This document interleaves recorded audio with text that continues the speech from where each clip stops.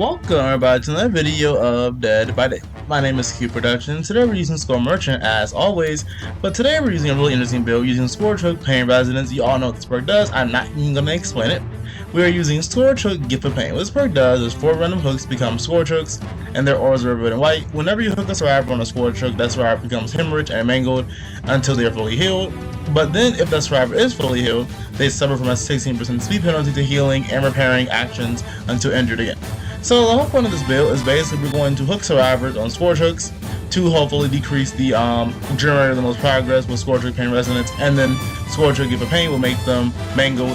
And then we use Deathbound, where if a survivor were to heal another survivor 13 minutes away from us, then that survivor performing a healing action will scream, reveal the location, activate Deathbound for 6 seconds, and that survivor becomes oblivious unless they stay close to that other survivor they healed.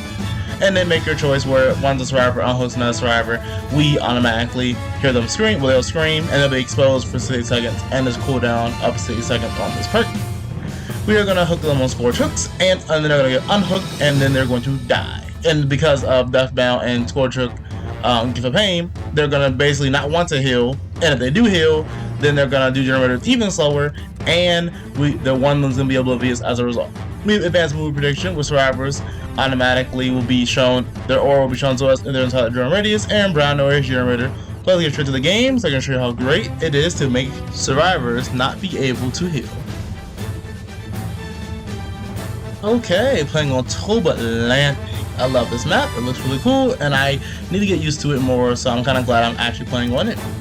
So first we're going to put a drone immediately. There was a gen next to me, I believe, so I was just like drone up. But normally I put a drone next to me anyway. I'm going to put a drone right here. There's a high chance that the survivor will accidentally interact with the drone instead of vaulting the window. In the corner of my eye, I saw someone to the left, but I proceeded to not go near them because I was like, wait, the shack palette. I'm in the shack gen. But this map is really funny because like it's a big map, but like it's not a big map. That makes sense. Like, it's a big map, but it doesn't feel like a big map sometimes. I don't know how to really explain that logic, but it's how it feels. But anyway, we're gonna go put drones in certain locations. We haven't found any survivors yet, which is kind of sad, but it doesn't really matter. Now there's one right here, so I want to go after him. By the way, if I already posted this video on what's it called, YouTube, please let me know. I looked at this video. This video, by the way, has already came out. I already posted or recorded this video a while ago on my channel. But when I looked and I went, wait, I never posted this video, so I was like, oh no. So of course I need to show y'all this video because I need to make sure that y'all see every single gameplay of me using Score Merchant as possible. I'm going to kick this generator in a minute. I want to kick this pallet because I realize this pallet is really strong and I have to get rid of it. Unless I go around the other way, but I didn't feel like doing that, so I wasn't going to. But I feel like I already made a video on this, but I went to my channel to try and find if I made a video about this or not, and I couldn't find a video, so I was like, well, clearly I didn't make a video about this. So because of that reason, I don't think I did. But if I did, I didn't mean to post this thing twice. But oh well, who doesn't worry about posting videos twice? So this person, I'm chasing them, and they're gonna try and go this way. I'm like, no. But then because of advanced move prediction, I can see where they are, and they get stuck, and I'm able to kill them. Now, as long as no one tries to save them, and luckily for me, no one tried to save them, so as a result, I'm able to hook this person right here. But sadly, 2 gens get completed immediately, and then the person jumps from the ceiling and tries to blind me and fails, thankfully. But they're in a really bad spot because there's no window here. It's actually a fall, so I'm gonna be able to hit Dwight very easily. But he did, what's it called? But the problem is, Dwight is in a really, really annoying location because they can body block for him, which they probably are. But for some reason, Dwight doesn't go towards the pallet. And for some reason, the guy with borrowed time doesn't body block for Dwight, which is weird considering how Dwight literally, what's it called, is injured. And clearly I'm chasing him, but whatever. So now that we hooked him, 2 people have Scorch Hook Gift of Pain on them automatically, and also we are going to activate Deathbound once that person is healed by another person, which they will probably be healed. They get unhooked immediately. I'm going to activate this drone so that way now I can see where she is, or this where Jeff is. Jeff's going to run away from that because he realizes there's no point in doing that. Also, now that I look back at it, I don't think I ever posted this video because I remember I only played on this map 3 times. And the 3rd time I played on this map, it was because I was streaming, so I know I didn't post video. So disregard what I said at the beginning of the game. So this person is oblivious, and also exposed, and that's Jeff. So I was gonna go after him, but then I realized, let me go back on this gen, because last time I tried, this gen had some progress on it, and I was right. So right here, I didn't mean to do it, but I hit David twice, and he's down twice. So he's dead on hook now. Well, once he gets hooked right now, he'll be dead on hook, and I'm like, well, I kind of feel bad because I didn't mean to do this. But at the same time, y'all did 2 gens in 4 seconds, so of course I'm gonna have to at least go after someone to be, not really be scummy, but like go after someone. I don't kick this gen because I need to make sure it regresses, even though it's gonna regress so slowly. It is important to kick gens and always make sure that they are regressing so you don't lose immediately. Now I'm gonna go back over here because I realized that this drone is gone. And luckily for me, Jeff is oblivious. What's it called? Oblivious. Jeff has a claw trap on him, so I'm gonna be able to find him and down him. So I'm gonna go after Jeff. I'm praying I can hit him before his exposed timer goes away. And sadly, his exposed timer goes away. So we're not able to down him, but it doesn't really matter because we got him off the gen. Now this girl's gonna try and rescue him. I'm like, you do that. Free hit for me. So now everyone's hurt besides, of course, Dwight. Dwight is doing a gen, and he's also in my drone radius. He gets rid of my drone, so now he has a claw trap on him. David is dead on hook, and he's about to die unless they save him. I didn't mean to even camp him, by the way. Now, luckily, he does get saved. I said luckily, I don't want him to die, but I didn't plan on staying next to him and, murdering him. But whoever saved him automatically is exposed. One thing about Make Your Choice, too, when it comes to Skull Merchant, is Make Your Choice is really good on her because if the person who unhooked has a claw trap on them, you can literally track where they are, and then basically you can see that you can track where the person who exposed is. So because Dwight's right here, I realized he might be the one exposed.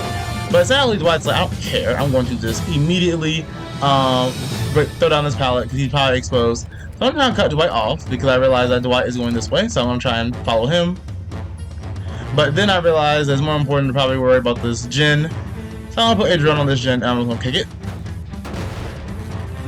Break this pallet and drone because obviously we need to make sure we protect these gens. We're kind of behind.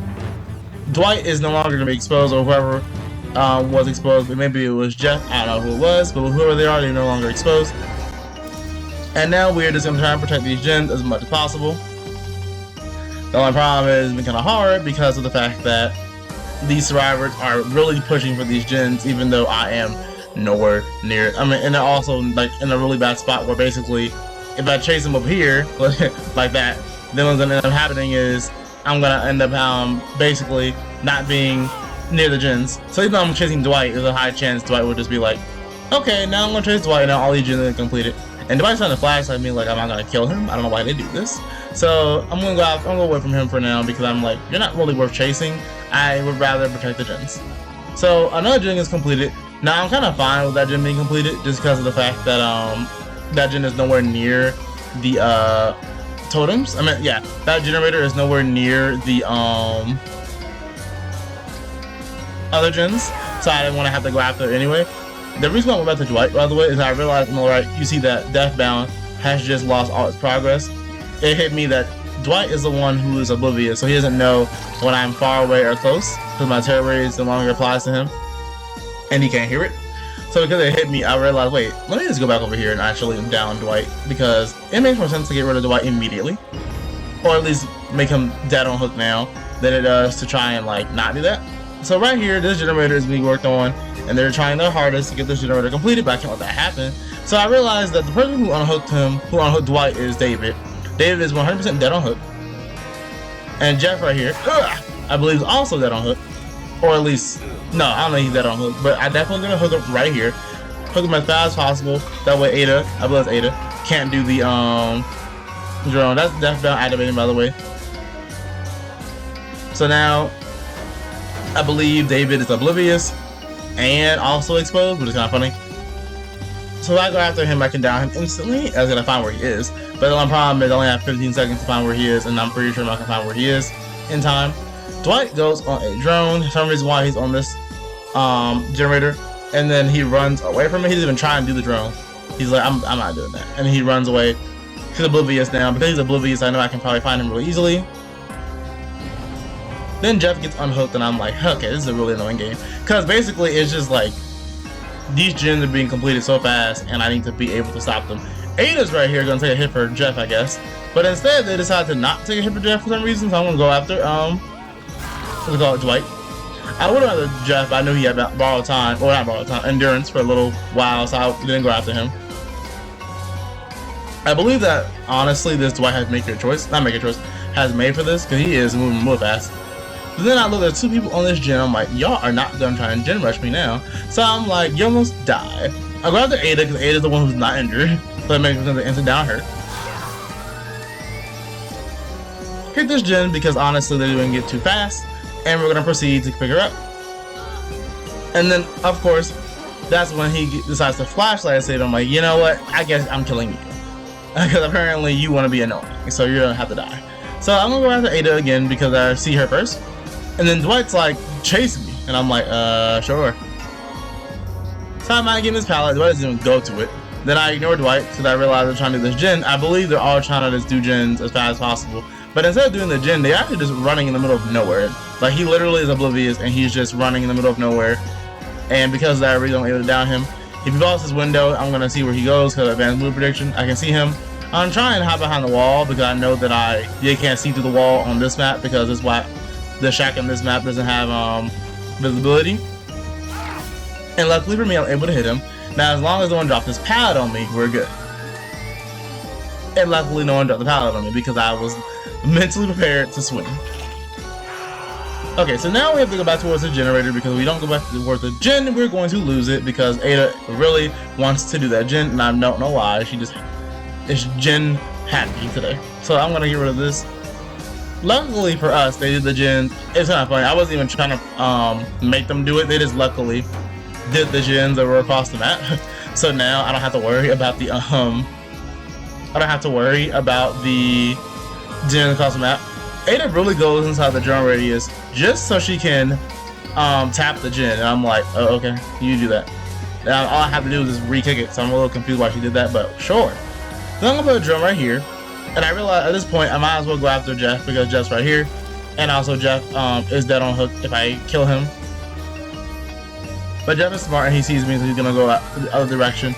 But then I realize it's more imperative to kill Jeff right now because he is literally dead on hook, and there is no other survivor I can really deal with right now. So I'm going after Jeff, and he's luckily for me he's in a bad spot. He cannot make this pallet. So I'm down him, and as long as they have this other stripe or someone saves him from this hook, he's going to die. Of course, I didn't want to turn on him, but at the same time, I'm in a bad spot. He must die.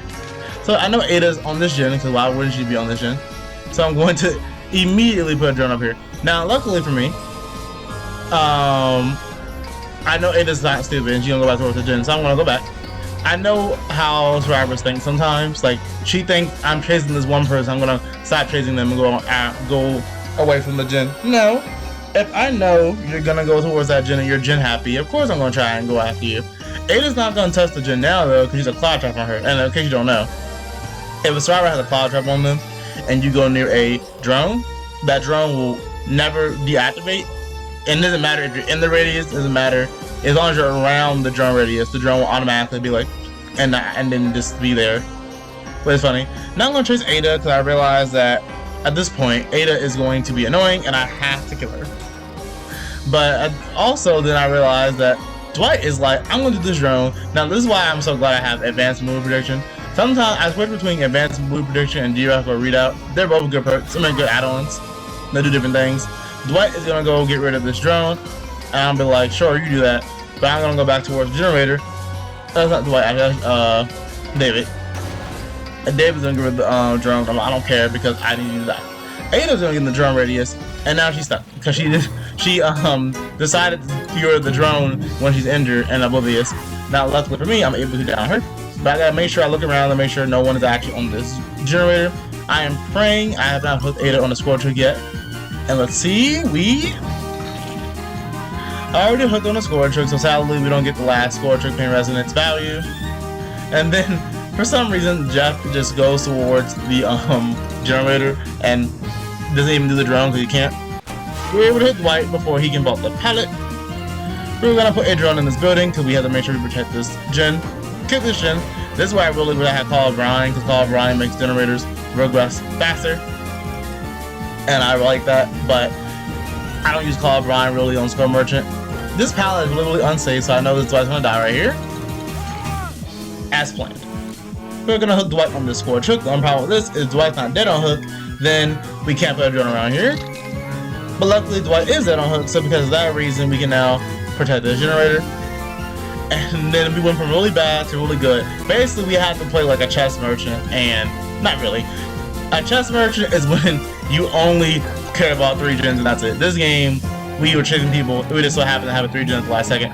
Luckily for me, Ada had a score trick. Of course. Luckily, Ada had a cloud trap on her, so I was able to break that pallet. But I knew I wasn't gonna get her because the pallet always in that main building right there, so I just was praying I could hit her, but no way. So now I'm gonna go back over here because I'm afraid David's on this gen. But luckily, he was not on this gen. This gen has regressed so much thanks to all of our non-stop kicking and the survivors, us getting the survivors off the gen. So now I'm gonna try and sit in my drone radius for a little longer so I can become untouchable, so I can try and find where the survivors are. Ada did not know where I was thanks to me being untouchable, and as a result, we're going to be down her immediately. And she is definitely dead on hook because the last person is David, and David is the last person I have to kill. Also, as read this person's name, motherboard. Anyway, dead like usual. We killed 3 people, and now we have to try and find the last person. The chance of that happening is low. You know how this game works. We're never gonna find the last person. We're always gonna die. We're never gonna find the hatch either. Okay, this pallet, praying the hatch spawns near me, but I actually hear it. So I'm like, great for once. Immediately gonna drop that thing, and now that I found where the other gates are, and kind of luckily for me, they spawn kind of close to each other. Kind of close. Not really that close, but kind of close. So I'm gonna use my drones. I can get my little speedboat, and I gotta pray that I can kill David before he opens the exit gate. But sadly, he was already at the exit gate before I was even able to do anything. So I'm not gonna be able to even do anything, which sucks for me. But he gets out the game. But it's fine, because basically we went from a really bad game to a really good game, and we really stopped them from healing, because we're not trying to stop them from healing per se. We're trying to make sure that when they heal, bad things happen. So basically, if they decide to stay healed, if they decide to heal each other after being hooked on a score trick, then the generators will automatically be done slower. And honestly, this saved me from being able to. This saved me from having to do gens that fast because of the fact that we slowed them down a little bit thanks to score trick. Give a pain. I was reading the perk. I've never seen that perk before, Fogwise. I didn't even know that existed, but that's kind of a cool perk, I'm not gonna lie, for Survivor. But let's go towards the second game, so I'm gonna show y'all a little different build that we're using. It's the same thing, I'm gonna stop healing, or at least make them not want to heal, but at the same exact time, we are gonna do the same build, basically, with a little different twist to it. Okay, it's time for us to be on the next game where we're playing on Family Residence. Hate this map. But it's fine, because this build will work out in our favor. So we changed the build a little bit. We changed 2 perks. First thing we did was we got rid of Scourge, Hook, Gift of Pain, and we changed it for Thanaphobia. This way, we basically want the survivors to heal. Well, we always want the survivors to heal so they can do the generator slowly. But in this instance, we want the survivors to heal so we can do generators a little bit slower. I'm going to put a drone right here, and to set up the drone out here, this girl is like, ugh, the drone touched me, I'm not playing anymore. And then because of that reason, we had a DC immediately, because you know it can't be a Score Merchant video unless one DCs. But because of that reason, I'm thinking these people are gonna give up now, but they don't. They decide to actually keep playing because they realize that just because one person DC doesn't mean I can't stop playing. So I'm gonna chase this girl. She goes through this window and she's trying to loop me in this annoying loop. I don't really understand these tiles, I'm not gonna lie. So I'm assuming she ran forward, which she did. So I'm gonna chase her because I have nothing else to do, and also they already lost a survivor, so I'm pretty sure I won the game at this point. And this is before, of course, the bot update happened, so there's no 4th survivor, it's just I win. I also changed advanced move prediction to geographical readout. So the changes we did, like I said, we changed advanced move prediction to geographical readout. We changed score trick of pain to Thanaphobia. That way, every time we hit a survivor, every time a survivor is injured, or less, for each injured or dying survivor, all other survivors will automatically do gen slower. And if all 4 of them are injured, then what ends up happening is they get an additional 12% to generators healing, I think repairing Generator's healing and something else. Oh, cleansing slash blessing totem, I believe what it is. Which is really good. And then we also changed, I believe, what perk was it?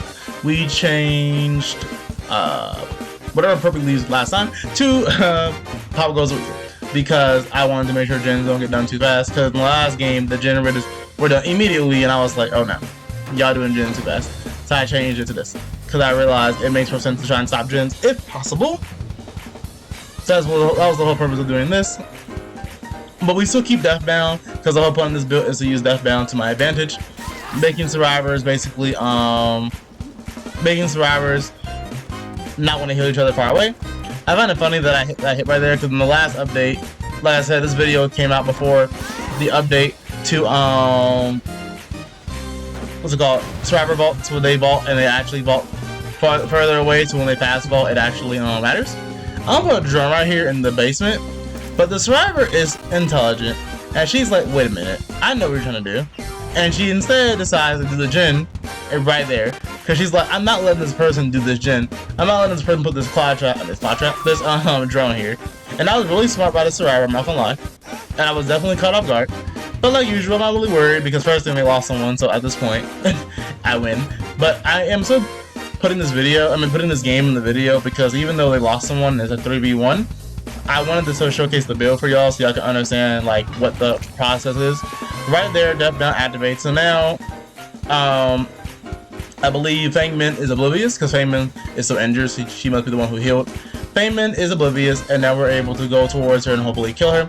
Make sure you pay attention to the scream you hear because honestly, if it's for the same person, it can be kind of hard to tell who to. But I know Fangman's oblivious, so I want to chase after her. But then instead of me finding Fangman, I find this girl. And I realized we tried to go hide in the grass. I'm like, I'm not secret. You're not near the palace. You have to be in the grass. So I'm gonna chase her again. But this time I made sure to do better in this loop because this loop is annoying. She's gonna vault this window before I can hit her. I'm like, I knew it. So I'm gonna go around, but I get stuck on the wall. So I'm like, you know what? I'm going to the main building. Got better going towards the main building. But she doesn't go towards the main building. Instead, she goes back over here. She's like, chase me. I'm like, yes, ma'am. So I'm gonna chase her. I'm gonna break this. But I can hear her. I have these things called ears. So I'm gonna see exactly where she is using my ears, and that makes no sense, but I'm gonna see exactly where she is using my ears. And now she's dead. I love Deathbound, by the way. I think Deathbound is a really underrated perk. And like right there, it activated again. So now Fangman's screamed, and Fangman is now oblivious. So as long as I can find where she is, we're good. And this girl's dead on hook because she's like, I'm not playing into a merchant because I lost my teammate, I'm out. And I'm like, I definitely understand how you feel. And I'm not mad. So it's kind of funny though. We are getting a lot of Deathbound value, but then we're not actually chasing the person who is fed about Deathbound. If I was the buff Deathbound, I feel like Deathbound shouldn't have a cooldown on it. I feel like I know it might be kind of strong. I don't know, but I feel like the way Deathbound should work is it should be the same way it is now, but it shouldn't have a cooldown on it because I feel like the cooldown kind of ruins the whole point of the perk because you can't do it more than one time. But at the same time, the cooldown does help with telling how long the survivor is oblivious for. That does help a lot, I'm not gonna lie. But I just feel like a lower cooldown would make the perk much better, even though it's already pretty good. So I'm gonna break this pallet because I realize I have Geographical Readout. I just don't want her to blind me because I feel like if I break the pallet, she's gonna blind me immediately. So I wanted to break the pallet, but then I realized also I can move a little faster thanks to my Geographical Readout. So I get rid of the drone near me, and I put this drone down, and now I'm faster. Break this pallet, and continue to hook this girl, who I don't think killed herself on the hook because she still wants to play the game, even though it's over 100%. But now I'm trying to think what was the last perk we've used, literally in the last game, because it's been a while since I made this video. So because of that reason, I forgot what perk we just used, literally. But I'm trying to think of the perk we were using in the last video, in the last game. Did we get value out of it or not? But either way, yeah, I decided to change it for Pop Goes the Weasel because I need to make sure the gens don't go too fast. And as you can see, it kind of worked out in my favor because I kicked that one gen that had a lot of progress on it and it regressed and I never were able to complete it. But at the exact same time, they lost the survivor, so of course they're not gonna do gens. I just feel bad because, like, honestly, I kind of get mad. As a survivor, I'll be upset if my teammate left the game, but also as a survivor, I feel like survivors be like, well, it's Scoreboard, so of course I'm leaving. Like, I get that. I would have hit that hit right there, but I'm bad and I accidentally missed. I break the pallet because I realized I'm blinded. It makes more sense to break the pallet because I do have geographical readout so I can move faster. I know she's going to drop the pallet immediately. And I realized that she doesn't get located by a drone, which means she ran so far away, or ran at least outside the drone radius. So I see her right there. I'm going to continue chasing her, even though I probably shouldn't do that. But then this girl randomly gets exposed. So I was like, hello? And now that I know she's exposed, and you know she's oblivious because of the brown noise generator, I'm like, what? So as a result, I'm gonna go after her now because I realize it makes more sense to go after the girl who's exposed than it does to go after the girl who is not exposed. So because of that reason, I'm gonna go after you, but I gotta find where she went because she went over here somewhere. And at this point in the game, I know the game's over, so I'm just gonna put all my drones up and get as many blood points as possible, and we're gonna break this wall and find these last two survivors. After searching this entire map for eons, I finally found Fang Min. This entire time I thought Fang Min was Kate because of the hair, but in reality this is definitely Fang Min. And we're going to down her because we need her at this game. I am trying to do a video about these perks, and in reality I can't even do them because I end up, survivors end up DCing on me, and I'm like, okay. Now luckily for me, Nia decided to pick up a drone, and now she has a cloud on her, so all I have to do is track her. Also, luckily for me, this Fang Min is on her second stage. She can't even try and Kobe off the hook. So I'm going to use my drone and follow exactly where this girl is. And I want to down her. Even then, I don't know why I keep going out towards these gens like I'm not already about to win this game. So I kicked this gen for some reason. And then, oh, I guess because I had Pop Goes Away, I wanted to use it. But I know Fang Min, I know that this Nia is going to probably go after Fang Min, but Fang Min's like, bye, I'm not playing anymore. I'm like, yep, I understand. Normally, like when one survivor leaves, I'm like, really? But when a second survivor leaves, I'm like, yeah, I get it. Because honestly, yeah, that was dumb. So I look and I see her pop up, and I'm like, where'd you go? But I get lost because I'm like, huh? And then of course I lose the cloud drive, so I'm like, you know what? I don't know where this girl went. So I was like, I can't find this girl. So then I realized he's right in front of me, kind of blind. And part of me is like, do I want to give her the hatch if I find it? And the other part of me is like, no. I deserve to kill everyone after they ruined my game. But then she has bonus landing or she has live, one of the two. And so I'm like, please don't find the hatch. So I'm gonna trade after this girl. She's gonna go towards the shack, and I'm like, the hatch better not be in here. And luckily for me, she does not go towards the pallet, the window. But sadly for me, my geographical readout words runs out the last possible second. So now I have to check this girl another time. Just praying she doesn't run to the hatch, using drones as much as possible so I can move faster. Going to mind game this pallet, but she does not even try to mind game it. Luckily for me, she wasn't smart enough to realize there was a window right behind her. There's another pallet right here. I'm trying to mind game this, and we hit her. Thank the Lord. So now we finally got her out of this game, and we can say we successfully won. And I think the build was definitely a success. You know it's a success when a survivor leaves the game. That's how you know the build works. But anyway, we're gonna hook her on this random hook right over here.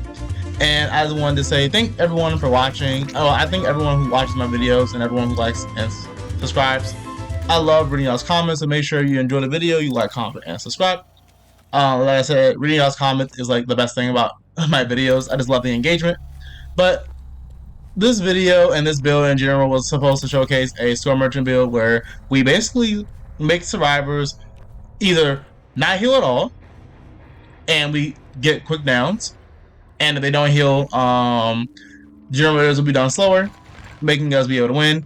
Or the opposite, make them heal, and then they get debuffed automatically, and then we use that debuff to our advantage and kill them. But that was all for this video. If you enjoyed, make sure you subscribe for more, and I'll see y'all in the next video. Have a nice day.